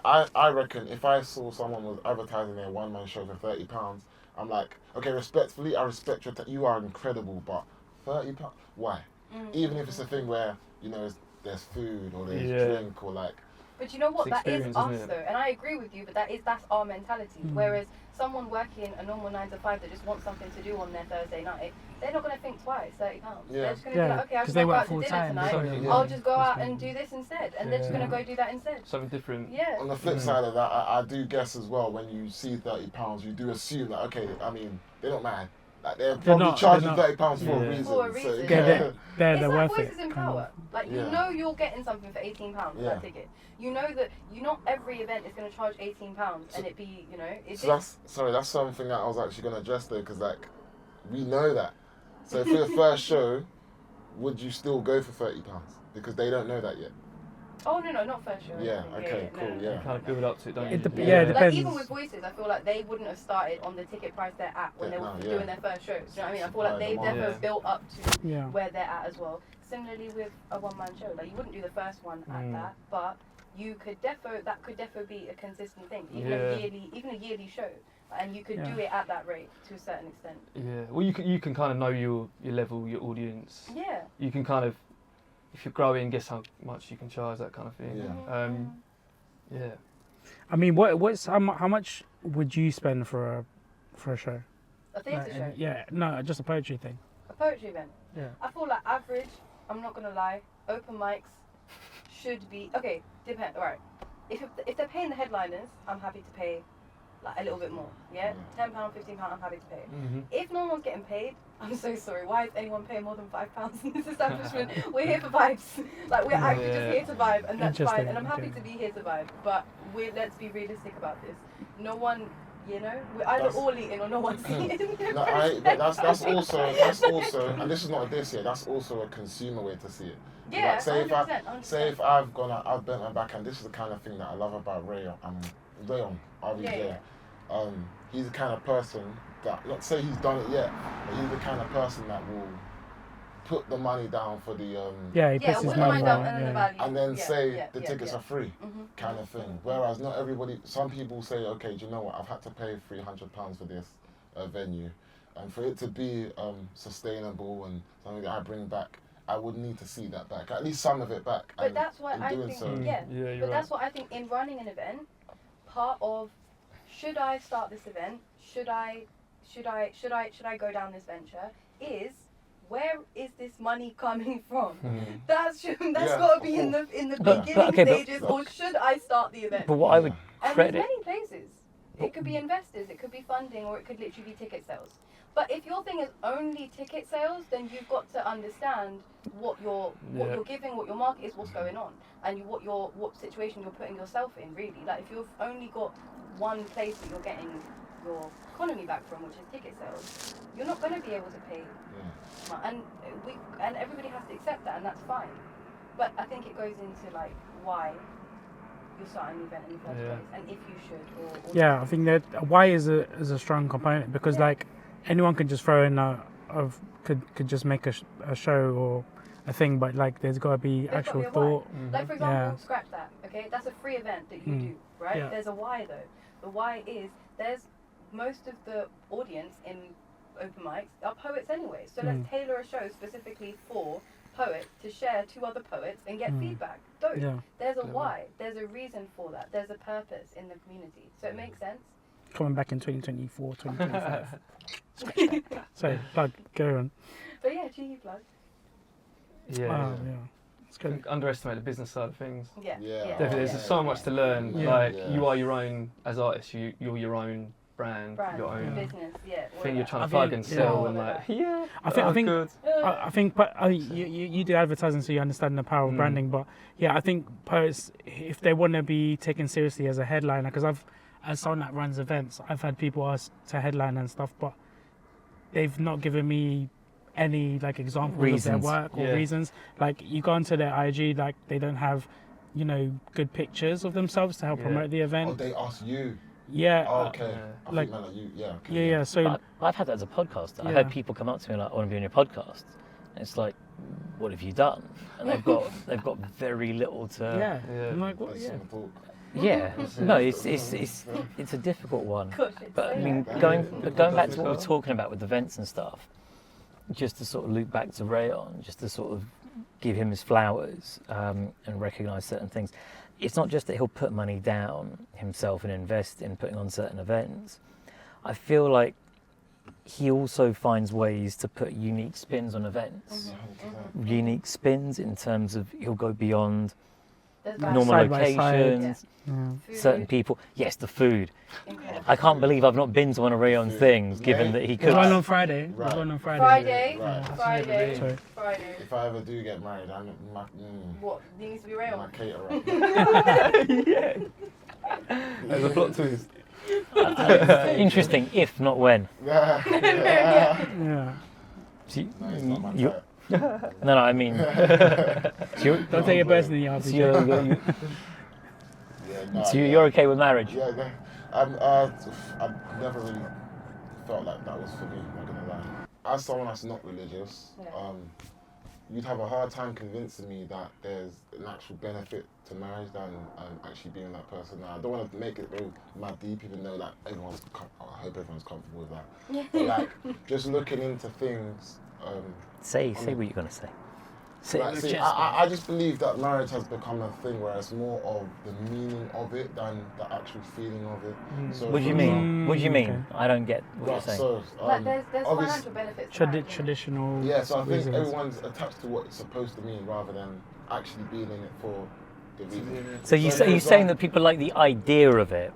Essentially, and no, because it means, so it's almost like that too, but almost because people believe that it's supposed to mean something. So in their mind, they've almost played into it as well. So it's like a man will think, do you know what, I love this girl so much, I'm going to propose to her because I love her so much.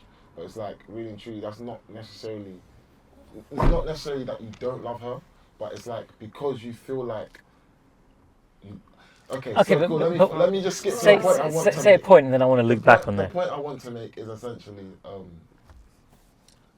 DA, DV, and this is coming from conversations that I've had Yes. with social workers.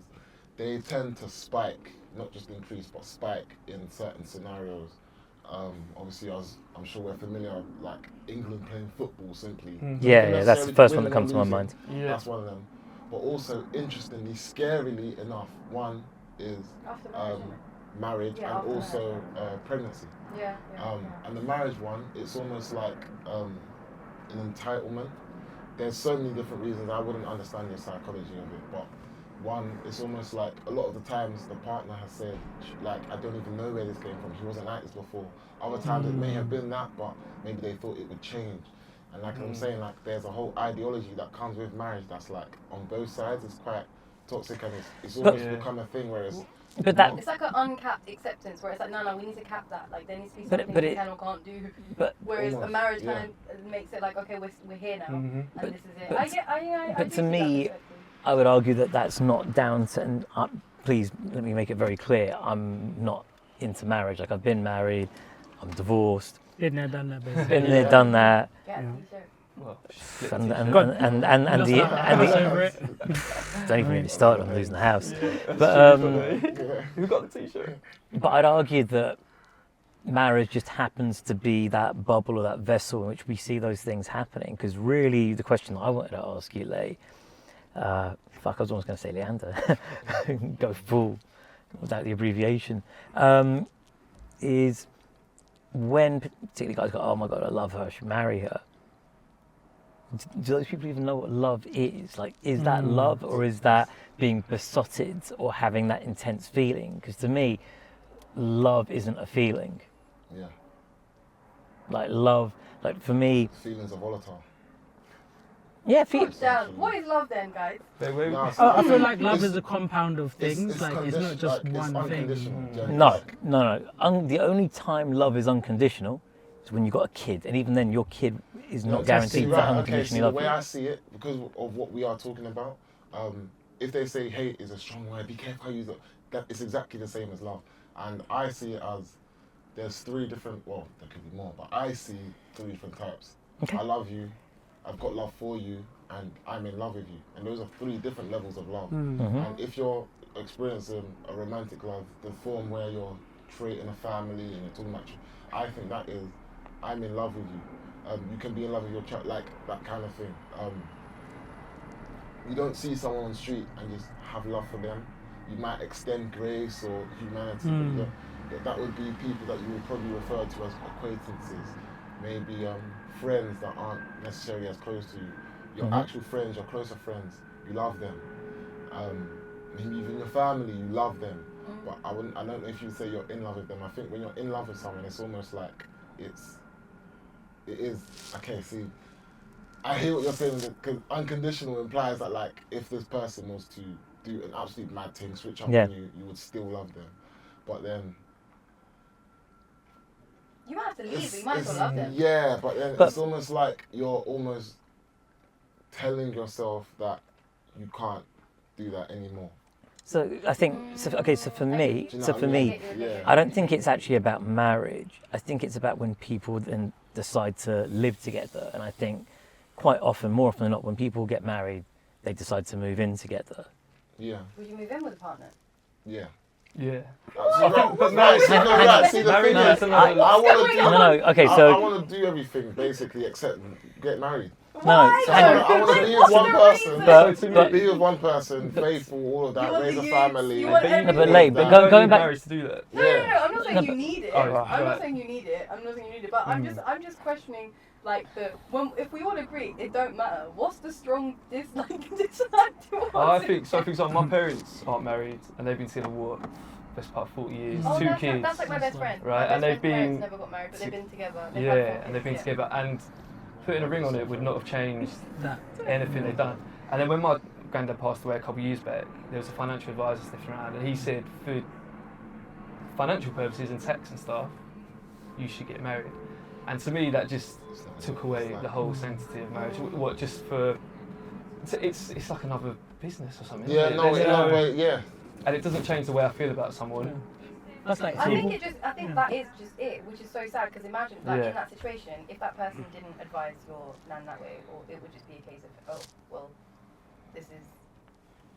So, it's like worst case scenario, you don't understand the implications of not getting married, and then you lose this person that you spend your whole life with. You're the person that you are leaving behind. Say you lose, and then the person you left, you assume that they're gonna be calm, and you've worked your whole life making sure that they'll be okay as well.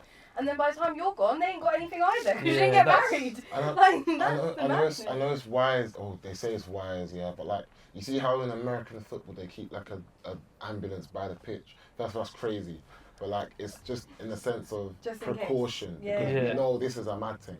Like the fact that going into marriage, there's things such as, even vows, but there's things such as prenuptial agreements and stuff. It's already We won't bring it's crazy. You know, like, it already implies that, like, you know, like, let's have it right. High chance that this is gonna go tits. It's the same, you know, like. No, actually, but I'll say this: it's easy to say that, but as someone who's been married, and it being married and being divorced has been probably the biggest financial, like being hit with a baseball bat repeatedly around the head. Like it has altered, you know, someone who's now in his 40s, it's altered the trajectory of my life financially, unless I make ridiculous amounts of money. Inshallah. But you know, it has really sort of changed the trajectory of my life compared to what it was before. But going back to what you're saying about the way that relationships and people switch up, whether it's DVDA or even just stuff outside of that, I feel that it's not really, and again, I'm not pro-marriage, but I don't think that, what I am is I'm someone who's quite analytical, and I like to actually try and pull apart the variables and sort of have a certain level of analytical and intellectual rigor in sort of like critical thinking. And I think what it really comes down to is, it's one thing to be dating someone. We have a good time together, we go out to cinema, we have a good time together when we're friends. Marriage, in a lot of instances in the modern world, forces people to start living together. And that's where you actually see more of you can't mask, you can't put on your best presentation. It's not all going to, you know, duck and waffle for dinner. It's not all, like, you can paint on a smile or your best behaviour and pull chairs out and open doors. But that's quite a traditional way of thinking about it, if I'm honest. Yeah, Like, I mean, in modern day there's society, nuance, I know a lot of Like you spend nights over at your partner's place before living. you can But I think- still before you okay, but again, I'm giving, maybe you're taking it literally, I'm giving very like obvious answers, things about going to the restaurant or whatever. What I'm saying is that, let's say you're not living with your partner. In a calendar week, how much time are you spending with that person?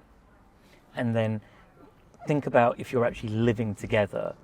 And it's complex because it works in different ways. So for example, lots of people, okay, not lots, I need to be very careful not making generalized statements.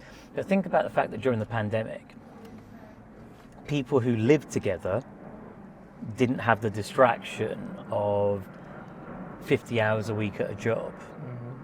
And we're like, damn, I can't actually live with you. But then conversely, you know, you can actually spend a lot of time indoors in a bubble during the pandemic, and then, you know, the world opens up, and it's like, can you actually then coexist when you've got like jobs? What's that?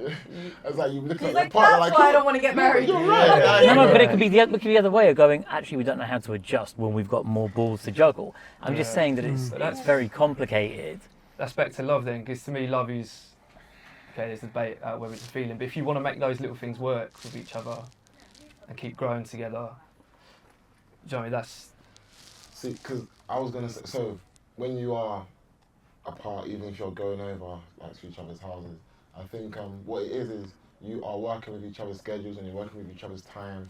And I think just naturally we've definitely adjusted to that. I wouldn't be able to compare it to a time before. All I know is now we've probably adjusted to being able to be this person at this time for this person.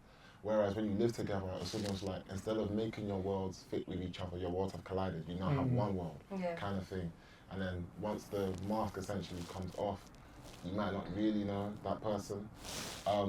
I think it's important in relationships, just in general, as well as just marriages, so just quickly, to be separate people as well. Like, you can't lose yourself. I find like people sometimes don't know how to be separate from each other when they've been together so long. You have to, but some people don't. Childhood trauma stuff. I think that's just like, that just becomes then codependency, isn't it? That's just like when someone's like, it's like they need to... They say in a relationship, they say one of you is scared of losing the other person and one of you is scared of losing yourself. Mad. Interesting. Mad. That's quite deep. Mad. Yeah, I think people. I mean, there's people. We all know people or couples where like I've known friends that have only been in relationships. They've only, whenever they're single, it's never that long. And they're just used to being in relationships. Like Serial monogamists. Yeah, like you said, and like even if they want to like, even when they're like, you know, sexually frustrated or they want to like, you know, just do something like they Get always do released. it in the framework of a relationship, even if that relationship only lasts like 3 weeks or a month. Yeah. Like it has to be in that framework, and I'm like, Yes. wow, like you can't just. They're be- all different though, right? Like Yeah. everyone's- It's a sense of security, I would say that. 100%. Definitely. Is it out of loneliness or love? Yeah, for sure. So, and the thing is, like, also, I know it's mostly the lads that kind of like were thinking about marriage being like, no, that's not me. But obviously, marriage is that usually like that kind of white picket fence, you know, everything go dividing through the middle. But there's people out there are married that have 2 houses still. Yeah. That have Like I've always sleeping heard two that separate concept. beds. Yeah. And that is probably better. I'm actually more down for that kind of marriage. Yeah, 100%. no, I mean, Yeah, it's if I for get to- sure. I think yeah. like obviously I would want to be married, and I think that a very potential possibility is not necessarily living together full time, like all the time. That's not. We have Yeah. different plans. Like we want to do different But things. So, and I wouldn't want one of us to not do the things that we want to do. And I don't think it takes away from loving each other either. No. Because we've got different things that we're doing in life, Yeah. and that's fine. But with the modern cost of living, is it You affordable? can't have 2 No, houses. that's In it. this. Not in London, Or anyway. even, yeah. 2 bedrooms. 2 bedrooms, yeah. Bedrooms, I guess. Yeah, Yeah. that makes more sense. It's Need to gonna have to be normalise 2 that. bedrooms as long as I can. Maybe- You just maybe got, not like, even a that. housemate. Yeah, but now you've got a housemate. They sleep in your room sometimes. Oh, I was like, yo, God. where you coming in at like 3 o'clock in the morning? Where have you Yeah. like been? Like, you know, yeah, it's crazy. But yeah, it's funny. Like different parts of the world, people do marriage differently, and Yeah. we only get to see like the stereotypical like one house, one car Yeah. kind of thing. When it should No, I had some friends in a polyamorous relationship, just 3 guys. And That's they it. could afford a house. Yeah, I mean, Oh, Of course they They could. must have That's big so jobs. sweet. Pockets and better than Yeah. Sweet. They said Oh, it's Yeah, but just wait, like- but Oh, they- wait. share So house. I'm proud because I know this. So basically, Mindset that's what's called a throuple, right? Throuple, A yeah. throuple, yeah, okay. But I mean, like, yeah, it's one way to do it. One way, I mean, listen, if it. I still know what's going on, Ley. Yeah. Even at my age. London Um, prices. Add another one in there. Honestly, Yeah, but yeah, yeah. the funniest thing, they said it was really difficult when they're booking like holidays Oh, or okay. renting Oh, 'cause cars. it's 'Cause always everything's for 2 or 4. Like Oh, you don't okay. get 3-person rooms and this kind of stuff. Anyway, Anyway, rock, paper, scissors, but who gets the bed? I think Yeah. the most important thing, as typical as it sounds, is understanding.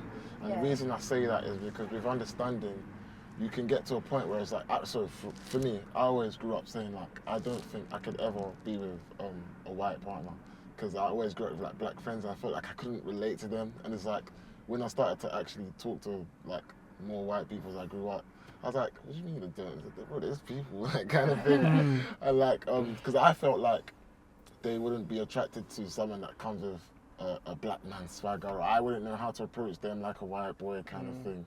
So that sort of shaped this understanding of stay with people that are in your vicinity and that are just like you, because no one else will understand.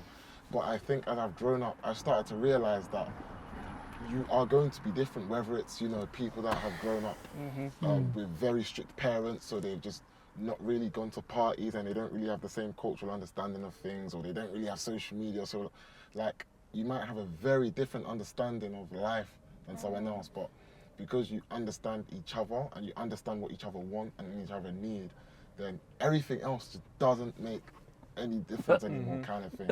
So it was actually an attachment from what you were saying. So it's almost like, you know, if we, I guess, do this whole household thing, I might tell my partner, like, look, I really do appreciate personal space. Is it all right? So if just get we- out. if we do- Get out. Is need it to all right? leave, Is it all right if this? Your stuff's obviously, I wouldn't your word it stuff's like, on the is it all porch. right? I'm being super gentle to a non-existent like partner, but like, is it all It's right? practice, Like, bruv. This is what I want to. Like, 'cause the doghouse is not a nice place to be. Like, so. Some people live in a kennel, bruv. I want to do this way, and like, it'll be a thing where it's like, if you're not down for that, I don't know if this is gonna work, because for me that's what makes me comfortable. And if they're saying like, do you know what, I'll be real, like, I'm not used to that. It's not something I'm very comfortable with. Maybe this won't work.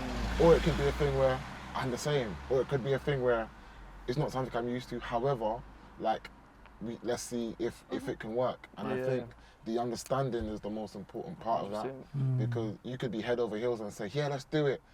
And then in theory, it's one thing. And then in practice, it's like, do you know what? Yeah. Nah, like, what do you mean? Like, it could be something as fickle as they're talking to their friends and it's like, they're speaking about how romantic and they're like, my boyfriend, my partner doesn't even want to be in the same bed as me, kind of thing. And those kind of things can warp their perception and have them feeling, do you know what, I don't know if this is for me actually. It's understanding, What do they say? They say comparison is a thief of joy. joy. It really is the thief of joy. Thiefs it completely. 100%. Like, there's never a reason to compare. I think understanding, and I think the understanding is more so about the differences. If you understand what each other doesn't like, what makes you different, what both of you bring to the table. I'm not talking about how much you earn or whatever, just in terms of even personality. Are you the reserved one? Am I the outgoing one? Okay, when we go out, I'll be the one that introduces everything. I'll be the one that says, is it a thing where you are, I guess, a performer and I'm a kind of just, I guess, understand, like, this is gonna sound so corny, but I want the kind of relationship where we can finish each other's sentences, like, because we just understand. Shut up, I'm done. Yeah, but That's true. you know the easy way of doing that? Just interrupt the person. But you've got to see things from their perspective, isn't it? And that is understand as well, and leading with compassion. And that's where you sort out the compromises that make things better for both of you, and you're not getting rid of the stuff that you really value and stuff. And then you just want to work on it. If you find the right person and you want to work on little things for each other, it's never going to be easy. So, if your partner wanted to get married, then would you just be like, nah, bro? That's an early conversation. This is interesting. I've got a partner. We've only been together 7 months, but that is a bit of an early conversation. Sorry. But to be fair, I mean, he's been married in the past. He doesn't want to do it again. So that there's a pattern. Okay, there's a pattern. It's not that early to be which fair. helps. No, but I kind of always said if if you're grown, 7 months is a long time. I'm not. You know what I mean? Like, you see, when you're young, then it's a little one. that When you're grown, I didn't say old, I said grown. Yeah, I mean, when you're grown though. No, but seriously though, I think. In the gay world, 7 months is like 10 years. I'd say Really? Is it like dog years? Yeah, dog years. So I always joke about dog years. But no, I always said if I'm not anti-marriage, I just don't see it for me, and I wouldn't be doing it because I really believed in it. But if I was with the right person, really wanted to, and it was a deal breaker, then I just couldn't afford a big like. Oh no! Forget that. That's what I don't like the big wedding thing. I don't want a big wedding. I don't like the party. I want a big party. I Like do want a big party. Yeah, Just a small little ceremony. Yeah, kind of thing. Doesn't have to be like. Guys, we decided to live together. We're gonna throw a party. Also a wedding? No. Just a party. It's just a party. Biggest house party ever. Dress up though. Yeah, dress up though. I'm wearing a dress. But I do like civil partnership. I think which has less legalities what are behind it. Can I ask obviously, so the way legally marriage contract, the most important thing is finance really, and that nothing else really is of any sort of value in a marriage contract. In a civil marriage contract, what is the most important thing of value? Is it monetary as well? Know. What, as in if I had a civil partnership? Yeah, is it money as well? Is it more of a financial? Like how is it arranged? You know what? I actually don't know the difference. Okay. But it would just If be I could be honest, interesting 'cause to I see if the haven't- incentive is also still financial. Like, is that the only reason you'd get a civil, or would it be things like property, like to put both of? Again, that's So, financial. do you know what? I've never really looked into it because I never really You don't want one. wanted it. But it was, I don't know. So but I would like to actually read into I've got a it. question. Like, would you guys? I mean, is your partner a creative in the creative industry, or is he? No, he's a painter decorator. Okay. Yeah.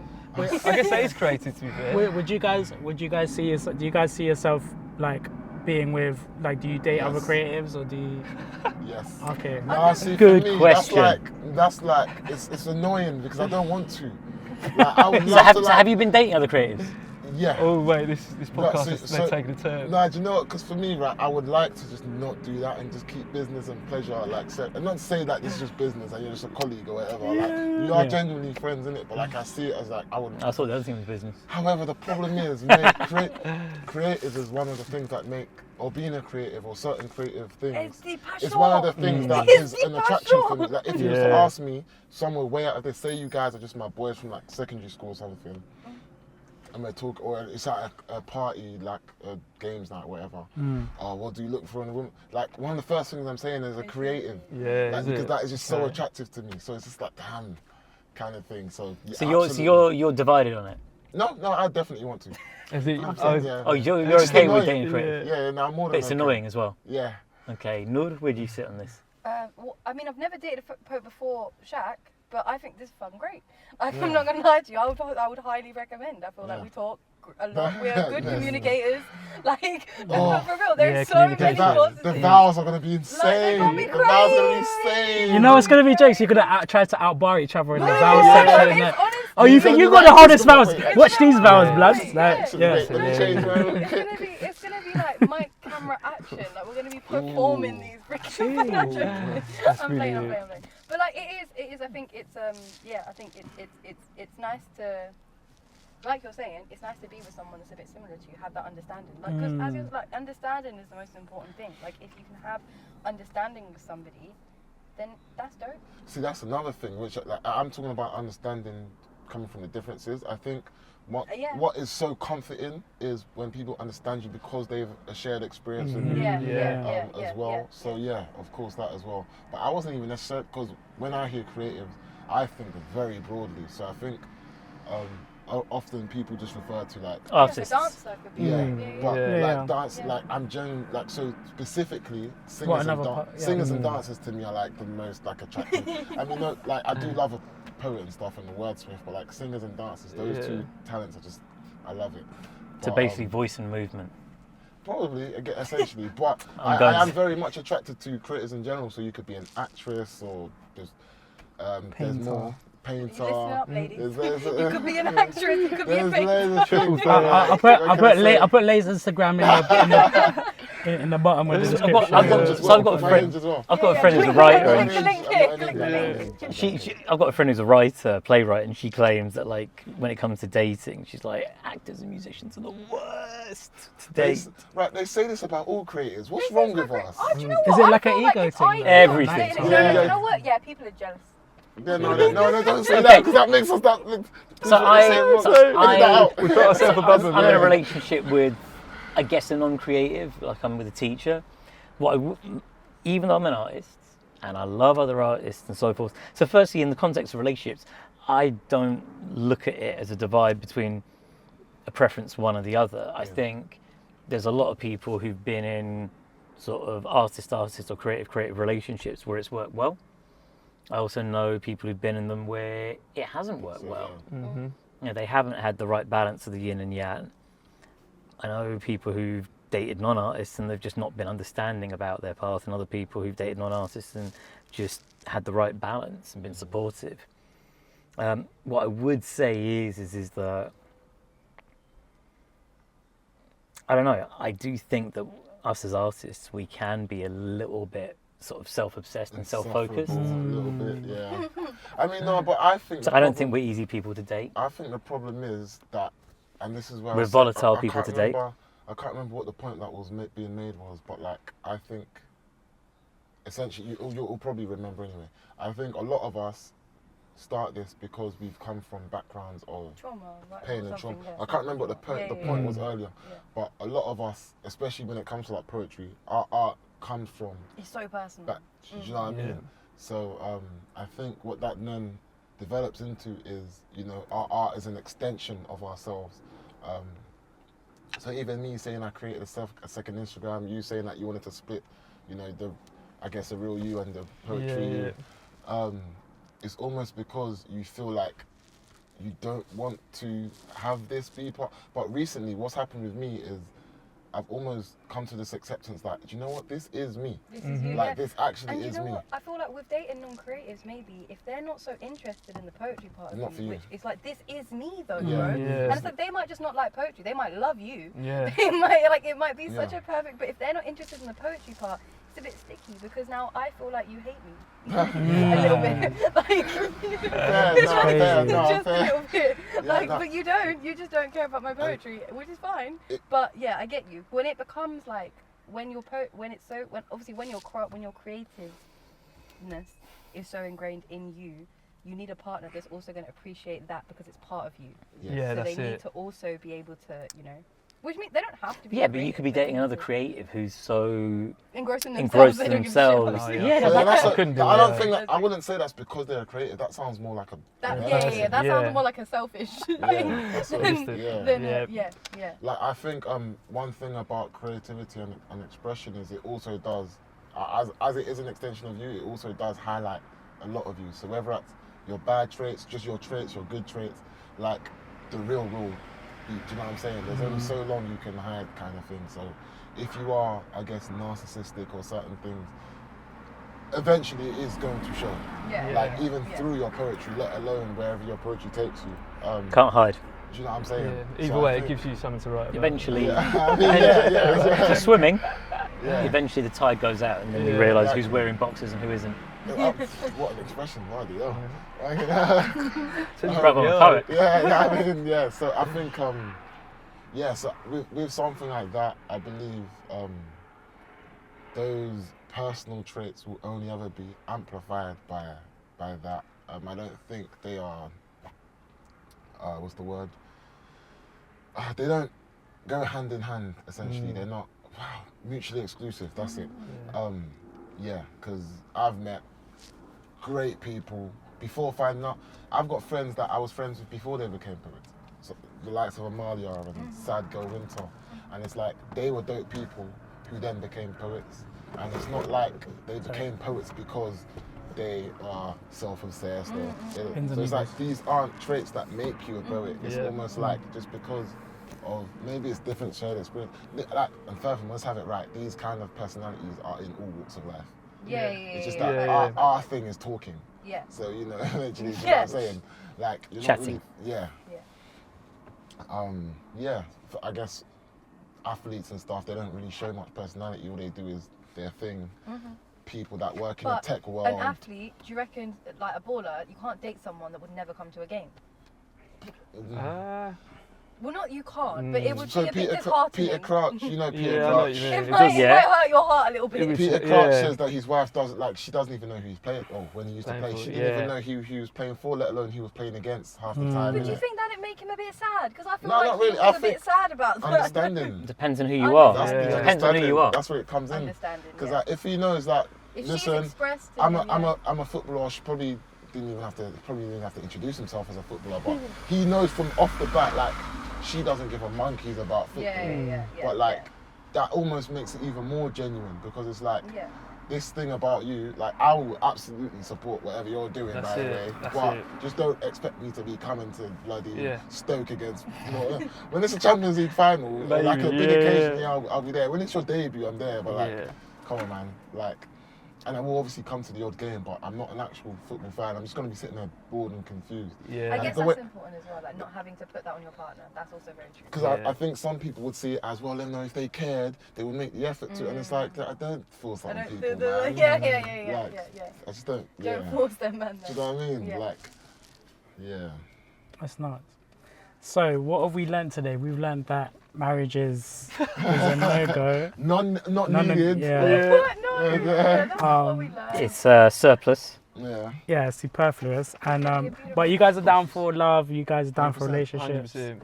and stuff like that. I'm just aware of the time and stuff. So, do you guys want to also plug yourselves before we stop the episode or before we end the episode? NWRIA. No, it's not. NWRI_IA. Cool. And Ley? Ley Speaks, SPEAKS. AI is taking over. Beware. And Myndstate? The Myndstate. Someone took Myndstate. I don't know who. THE, the Myndstate with a Y. MYNDSTATE. And then Mr. Haroon. Whoever it wasn't the Myndstate. No, took you're it clearly. right. So, find me at Haroon Speaks. No, God, that was my old handle. What's going on? Oh. Haroon Create. Yeah, that got repurposed to Speakeasy. Anyways, you can find me at Haroon Creates. That's HAROON Creates. And you'll find out more about my debut book, Press Play, which is a poetry collection. I love hearing all the clicks. But also this podcast, which is split into sort of solo episodes that I do, or ones where I team up with Metaforest. Speak Easy with Haroon. That's Speak Easy with, and then Haroon, HAROON. That's also an Instagram handle. You can find my podcast or this podcast there. So that's what I'm up to. That's a lot. You need to learn to streamline that a little bit as well. There's got to be a quicker way. The Metaforest, the metaphor, all one word, EST with a PH because of the balance. I'm gonna just do that from now on. Balance. And then the balance, and then hopefully it matches the bank balance. One day. One day. And then obviously this podcast, the Metaforecast, with a Forecast. And then obviously like website coming soon, the themetaphorest.co.uk. Professionals. Jeez. Okay, and everyone in the car, we love you. What was it? Cars and Bars. Cars and Bars. Cars, yeah, that's the name of that's the title of the episode now. Cars and Bars. Peace. All right, cool. Thanks. Enjoy. Yeah. I stole it from Myndstate, by the way. Give credit where it's due. Yeah. And by the way, stream all their stuff on Spotify. Yes, Yes, do please. that. I And need buy to his eat. book. Oh yeah, When's all on it? Spotify. When's this coming out, by the way? I don't know, you know. Could be next year. Could be, bro. It's season 5, Okay, season Soul 3. Foolish album. Okay, so is that what it's called? Soul Foolish. Soul Foolish. Oh. We Yeah. got the we got the exclusive. Yeah. Okay. It's gonna be out or we're. Hopefully. Oh. Yeah, come on. Yeah, 13 But see- out of 15 tracks recorded already. Season 2 is like really short. It's like 4 or 5 episodes. But So I'm gonna this redo will it. still come out next year. So Yeah, nice. Peace. Okay, cool. Yeah, should be. Yeah. Mwah. Let's have it. yeah, let's go.